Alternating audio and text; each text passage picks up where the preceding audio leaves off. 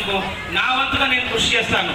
వారికి మనకు కొన్ని ఇండస్ట్రీస్ ఇక్కడికి వచ్చేటట్టు మనకు వాళ్ళ కాలేజీలకు ఇండస్ట్రియల్ మనకు ఇంటర్ఫేస్ పెంచేందుకు, వాళ్ళకి ఎంప్లాయబుల్ స్కిల్స్ ఇచ్చేందుకు, వాళ్ళకు మనకి ఏదైతే కర్నూలు ఒక హైదరాబాద్ బెంగళూరు లాంటి మహానగరాల మధ్యలో ఉంది కాబట్టి కొన్ని కంపెనీల యొక్క స్మాల్ సెటప్స్ ఇక్కడ మనం తీసుకుని వచ్చి మన వాళ్ళని మన కర్నూలు పిల్లల్ని, కర్నూలులో చదువుకున్న విద్యార్థుల్ని దాంట్లో ఎంప్లాయ్మెంట్కు మనం చేయడానికి కొన్ని ఆలోచనలు ఉన్నాయి. అలాగా చదివే పిల్లల్లో నేను చూస్తామంటే ప్రతి అమ్మాయిలో నేను వాళ్ళు ఐఏఎస్ ఎందుకు కాకూడదు అమ్మాయి అనేది నాకు కనిపిస్తా ఉంది.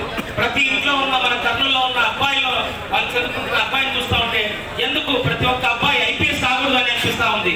ఈ రోజు విద్యారంగంలో మన ప్రియతమ నాయకులు జగన్మోహన్ రెడ్డి గారు మనకి ఎన్నో మనకు వెసులుబాట్లు కల్పించారు.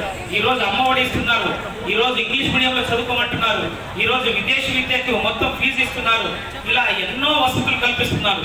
జగనన్న విద్యా దీవెన, జగనన్న మనకు వసతి దీవెన అని, గోరుముద్ద అని, పిల్లలకు మంచి యూనిఫామ్స్, పిల్లలకు టెక్స్ట్ బుక్స్, పిల్లలకు షూస్, అలాగే ట్యాబ్స్ ఇస్తున్నారు.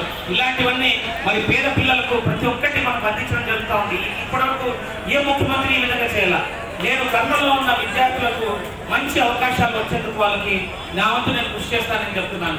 అలాగే మహిళలకు వాళ్ళకి ఉపాధి అవకాశాలు, వాళ్లకు ఎవరైతే గ్రూపుల్లో ఉన్నారో వారందరికీ కూడా మంచి జీవనోపాధిని కల్పించేందుకు నేను ఇంతకుముందు సర్లో సీఓగా పనిచేశాను కాబట్టి ఆ అనుభవంతో వారందరికీ కూడా నేను చేయగలను నాకు పూర్తి నమ్మకం ఉంది. అలాగే మనకు ఎన్నో నాకు ఆలోచనలు ఉన్నాయి కర్నూలు నగరాన్ని అభివృద్ధి చేసేందుకు.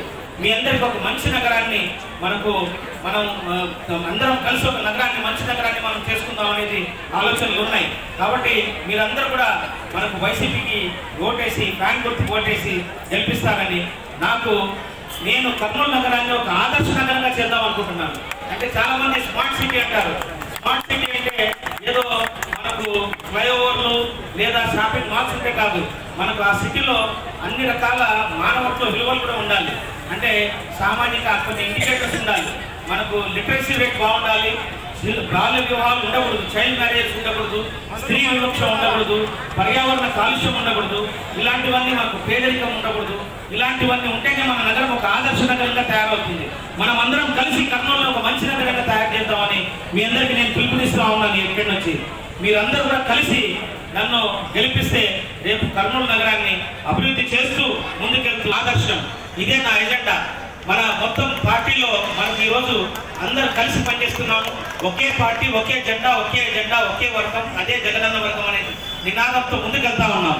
కాబట్టి ఖచ్చితంగా అందరూ కూడా మీరు ఏ విధంగా అయితే రాష్ట్రంలో మొత్తం అంతా వైనాట్ 175లో రాష్ట్రంలో ముఖ్యమంత్రి గారిని, మళ్ళీ ముఖ్యమంత్రిని మన జగన్మోహన్ రెడ్డి గారిని చేద్దామని సిద్ధంగా ఉన్నారు.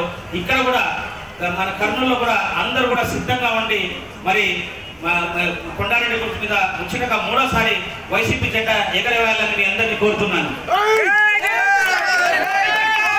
నేను నా వంతుగా ఇవే కాకుండా నాకున్న ఆలోచనలు మీకు చెప్తూ నేను మీ అందరికి కూడా అందుబాటులో ఎల్లప్పుడూ ఉంటాను. 24/7 మీతో పాటు ప్రజాసేవ చేయడానికి వచ్చాను. ఎందుకంటే మీ అందరికీ సేవ చేయడానికి వచ్చాను. నాకా ఇప్పుడు ఉద్యోగం లేదు, ఎందుకంటే 2 నెలల క్రితం ఐఏఎస్కి పదవికి రాజీనామా చేసి వచ్చాను.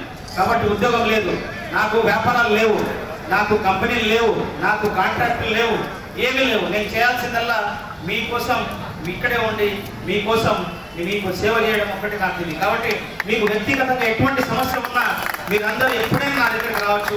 నేను మీ అందరికీ అందుబాటులో ఉంటానని తెలియజేసుకుంటూ కర్నూలు నగరాన్ని అభివృద్ధి చేసి ముందుకెళ్దాము.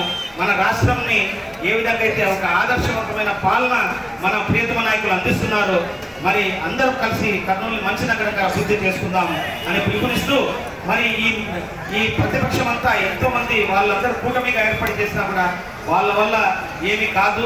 మళ్ళీ వైసీపీ సర్కారే వస్తుంది. ఖచ్చితంగా మనమే గవర్నమెంట్ ఫామ్ చేస్తామని తెలియజేసుకుంటూ జై జగన్.